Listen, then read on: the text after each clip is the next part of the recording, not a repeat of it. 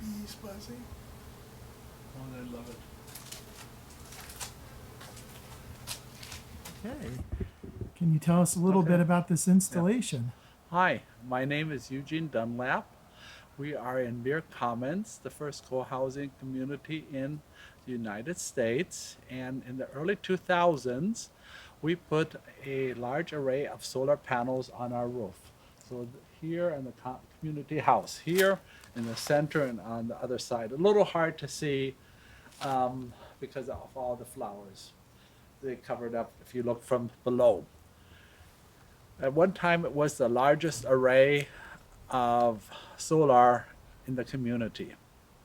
So we got a PG&E grant to put in the chargers. Originally, we had only one charger from the early 2000s over here. The first public community charging station in a multi-unit housing development. This was the location of our first charger in Muir Commons in the early 2000s when we had the EV1, the famous car. That is the car that got smashed up by General Motors. So on this side, we had a charger for our Ford Ranger. On the other side, we had a charger for the EV1. The format and standard of those chargers is not what we have now. We have one consolidated standard, so we took these off and just put in a 110. And I wanted more chargers, and so we put together a group to find resources to get the chargers. We have 26 households, so we wanted 26 chargers, especially thinking down the road ahead in time, because we don't want to fight over who gets the cheap rate and who gets the expensive rate to charge. So it's time of use charging always.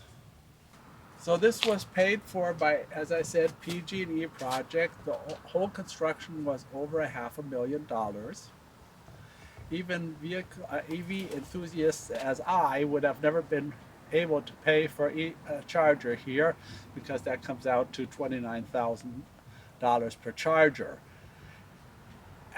If you have a home and a garage, it costs you about $1,000 to put in a charger, and that was our goal.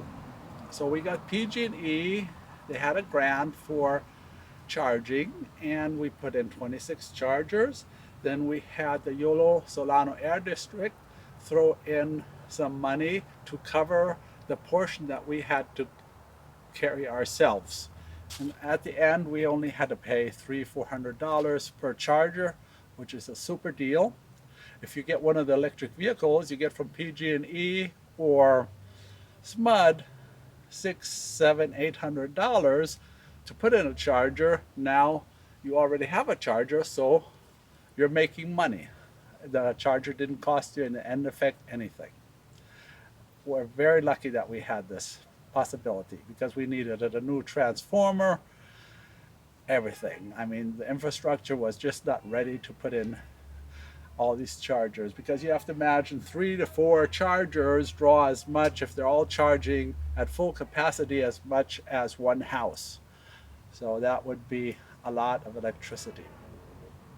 6 here, and then we have the south row, and then we have There's the chargers all around. all around. Almost every spot has a charger here.